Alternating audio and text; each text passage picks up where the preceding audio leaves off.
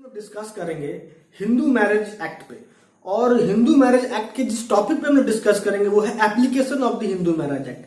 हम लोग आज बात करने वाले एप्लीकेबिलिटी पे हिंदू मैरिज एक्ट के। तो वीडियो को लेक्चर को स्टार्ट करने से पहले अगर आप मेरे चैनल पे नए हैं तो नीचे दिए गए सब्सक्राइब बटन पे क्लिक करें, चैनल को सब्सक्राइब करें, बेल आइकन दबाएं ताकि आपको डेली लेक्चर मिल सके। अगर आपको कोई समस्या है लॉ से रिलेटेड तो आप कमेंट बॉक्स में कमेंट जरूर करें। तो चलिए बिना समय गवाए आते हैं लेक्चर।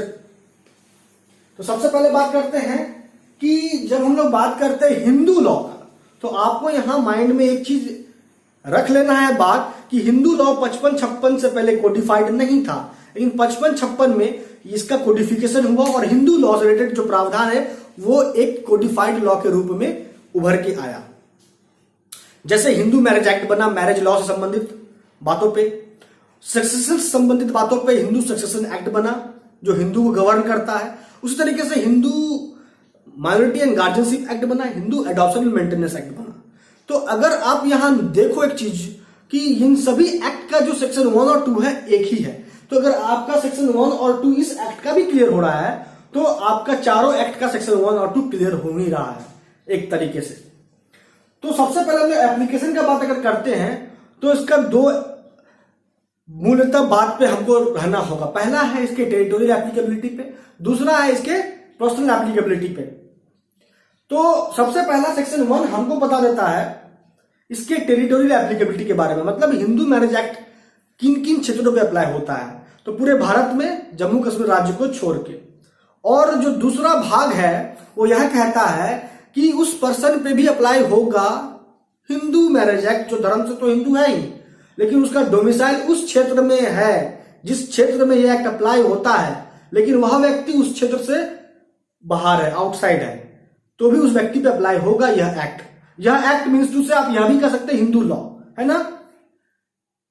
तो ये तो हो गया इसके टेरिटोरियल एप्लीकेबिलिटी के बारे में। अब आगे बढ़ते हैं, बात करते हैं अगर इसके पर्सनल एप्लीकेबिलिटी के बारे में। तो देखिए क्या कहता है कि जो हिंदू मैरिज एक्ट है और you can say Hindu law ज्यादा अच्छा बेहतर होगा ताकि आपको चारों एक्ट कवर हो जाए। तो कहता है कि ये जो एक्ट है अप्लाई होता है उन सभी व्यक्तियों पे जो धर्म से हिंदू है या वो वृषभ या लिंगायत समुदाय से। यहाँ जो वृषभ लिंगायत समुदाय है वो एक फॉर्म डेवलपमेंट है हिंदू लॉ का। तो यहाँ जो भी लोग वृषभ या लिंगायत समुदाय से संबंधित हैं उन पे भी यह एक्ट अप्लाई होगा। और जो अनुयायी है ब्रह्म समाज, प्रार्थना समाज, आर्य समाज के, उन सभी व्यक्तियों पे भी अप्लाई होगा यह एक्ट।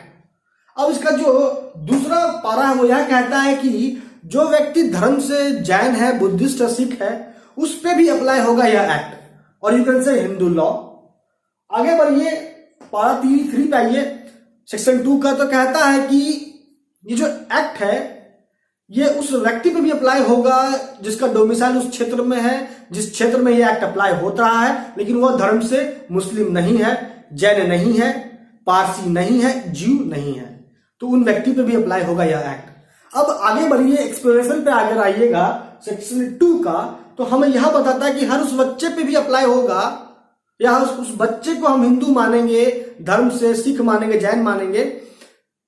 तो मूलतः बात क्या है कि एक्सप्लेनेशन हमें यह बता रहा है कि उस बच्चे पे चाहे वो लेजिटिमेट हो या इलेजिटिमेट हो, उस बच्चे पे भी अप्लाई होगा अगर उस बच्चे के दोनों पेरेंट दैट इज माता पिता दोनों का संबंध हिंदू धर्म से, जैन धर्म से, सिख धर्म से, बुद्धिस्ट धर्म से है। तो दूसरा जो बात है कहता है एक्सप्लेनेशन का, सेक्शन 2 के एक्सप्लेनेशन का, कि उस बच्चे पे भी अप्लाई होगा चाहे वो लेजिटिमेट हो या ना हो वो बच्चा, जिसके दोनों पेरेंट्स में से एक पेरेंट मतलब माता पिता में कोई एक हिंदू धर्म से है, बुद्धिस्ट धर्म से है, सिख धर्म से है ना, या जैन धर्म से है, और उस बच्चे का परवरिश उस फैमिली ट्राइब कम्युनिटी में हुआ है जिस फैमिली ट्राइब कम्युनिटी का संबंध उसके उस पेरेंट से है जो हिंदू है, जैन है, सिख है, बुद्ध है, बुद्धिस्ट है ना।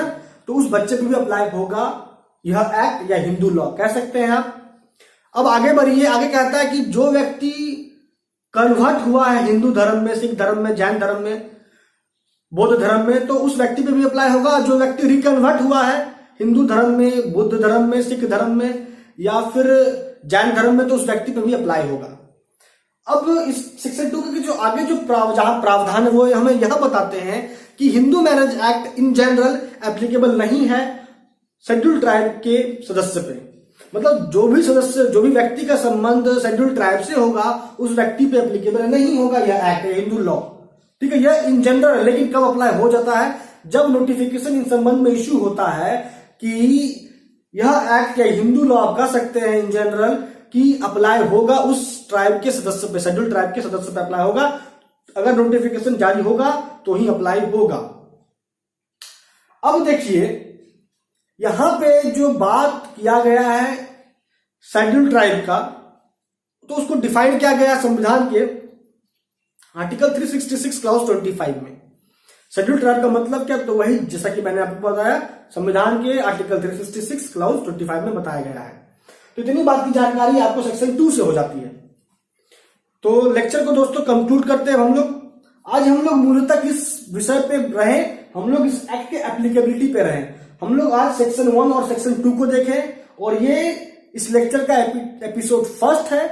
यह एक्ट संबंधित जो भी प्रावधान हैं आगे, वो सभी प्रावधानों में मैं आपको लेक्चर दूंगा और मैं आपको अच्छे से समझाऊंगा कि क्या कंडीशन होता है मैरिज का, हिंदू मैरिज का, डाइवोर्स का क्या ग्राउंड होता है, डाइवोर्स कितने प्रकार के होते हैं। जो भी बातें कही गई है इस एक्ट में, मैं आगे के लेक्चर में उस पर मैं आपको बारीकी से बताऊंगा। तो दोस्तों आज इस लेक्चर में इतना ही। आपका अब तक हमारे साथ बने रहने के लिए बहुत बहुत धन्यवाद।